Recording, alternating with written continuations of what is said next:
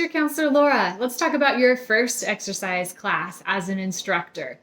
It can be a little scary, but I have some great tips for you.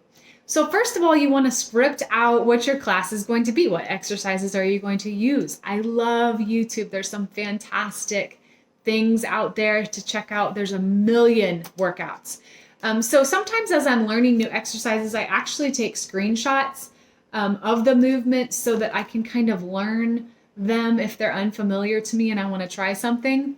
But otherwise, when you're scripting out your exercises, you want to start with a warm-up, do different sets, put it in something nice so that you can have that's sweat-proof, waterproof as you're working out.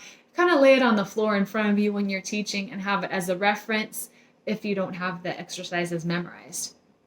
Before you actually go to the gym and teach, I would recommend setting up a time for someone to give you a tour if it's a new place and to actually look at the room you're going to be teaching in. So you want to see where the equipment is stored, what equipment will be available to use in your class.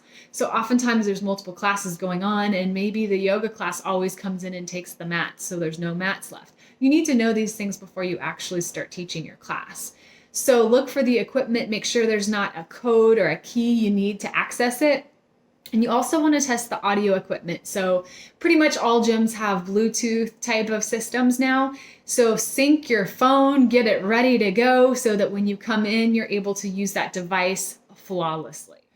You also want to make sure you have a timer. So in that classroom, maybe there's a clock or maybe you want to bring a stopwatch, because when you get nervous, you tend to move faster through exercises rather than slower, at least in my experience. So make sure you're checking your time as you're practicing and then the day of your actual class. Download the music that you want to use. So I taught a lot of HIIT, cardio, kickboxing type of classes and would use mixes that are 130 beats per minute. So depending on what kind of exercise you're doing, find the right flow and speed. I always listen to the mix before I used it in class because you want to see, are there parts where it goes faster or slows down, and also if there's any language that may not be appropriate for the class, especially if it's a family setting. So make sure you test your music.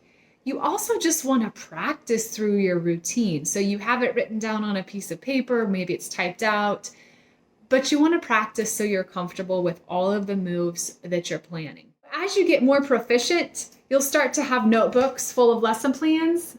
And it's a wonderful, beautiful thing because you're going to have so many ideas and so many fantastic classes put together.